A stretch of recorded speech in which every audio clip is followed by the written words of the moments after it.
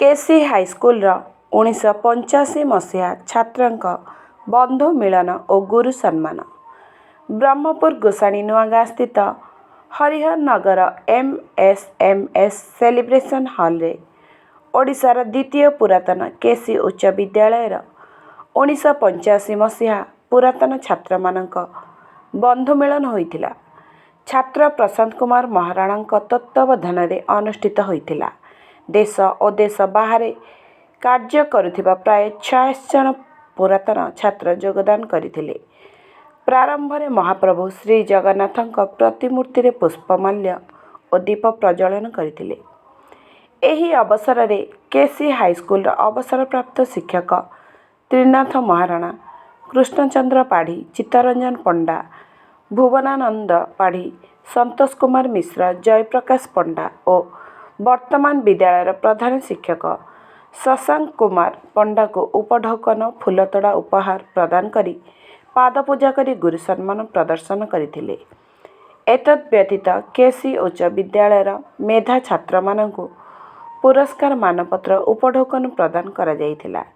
ସଭା ପୂର୍ବରୁ ଜାତୀୟ ସଙ୍ଗୀତ ଓ ବନ୍ଦେ ଉତ୍କଳ ଜନନୀ ଗୀତ ଗାନ କରିଥିବା ବେଳେ ଅବସରପ୍ରାପ୍ତ ଶିକ୍ଷକ ଲକ୍ଷ୍ମୀନାରାୟଣ ମହାପାତ୍ର ଗାୟତ୍ରୀ ମନ୍ତ୍ର ପାଠ କରିଥିଲେ। ଏହିଭଳି ଆୟୋଜନ ପାଇଁ ସାରା ସହର ଚର୍ଚ୍ଚାରେ। 40 ବର୍ଷ ପରେ 1985 ମସିହାର ଛାତ୍ରଙ୍କ ବନ୍ଧୁ ମିଳନରେ ପ୍ରାୟ ସମସ୍ତ ଛାତ୍ର ଆନନ୍ଦ ଉଲ୍ଲାସରେ ବନ୍ଧୁ ମିଳନ କାର୍ଯ୍ୟକ୍ରମକୁ ସ୍ୱାଗତ କରି ନାଚ ଗୀତ କାର୍ଯ୍ୟକ୍ରମ ଅତିଥି ଓ ଶିକ୍ଷକମାନଙ୍କ ମନ ମୋହିଥିଲେ। ଶିକ୍ଷକମାନେ ବର୍ତ୍ତମାନ କେସି ହାଇସ୍କୁଲର ଦୁର୍ଦ୍ଦିନ ପରିସ୍ଥିତି ବର୍ଣ୍ଣନା କରିଥିଲେ।